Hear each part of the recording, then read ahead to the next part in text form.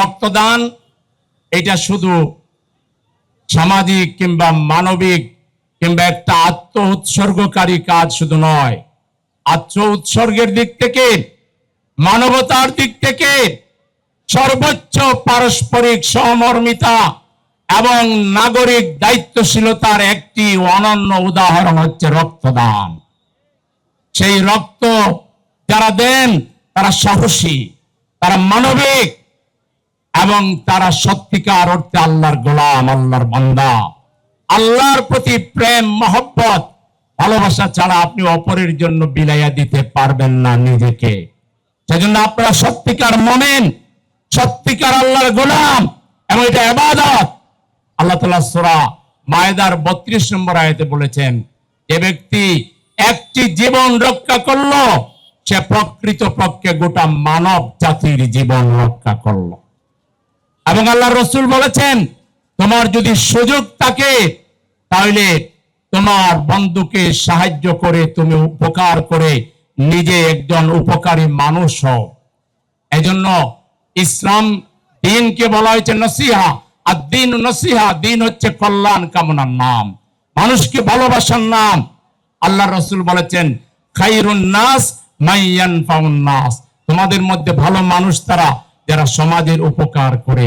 পরোপকারী মানুষই সবচেয়ে ভালো মানুষ।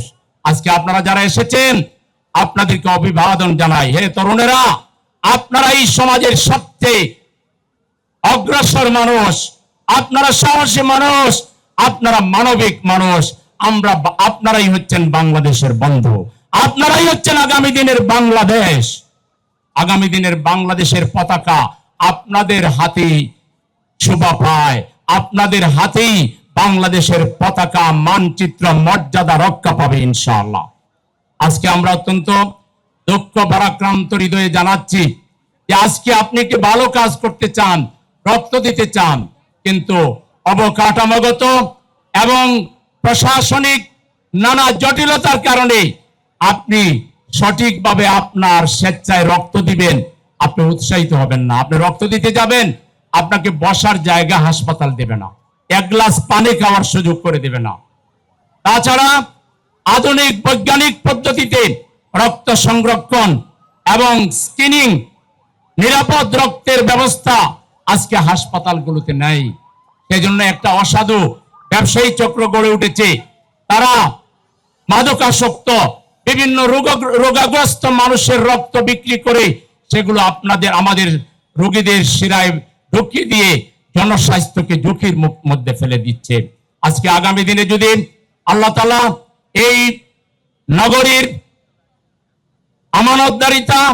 আমানতদারি এবং এই নগরীর সেবার সুযোগ যদি আল্লাহ তাআলা আমাদেরকে দেন, তাহলে আমরা ওয়াদা দিচ্ছি, আমরা সেন্ট্রাল একটা ডিজিটাল রক্তের আমরা ব্লাড সেন্টার আমরা করব, যেখানে এগুলোকে আধুনিক প্রযুক্তির মাধ্যমে প্রত্যেকটা হাসপাতালের সাথে এটা সংযুক্ত থাকবে।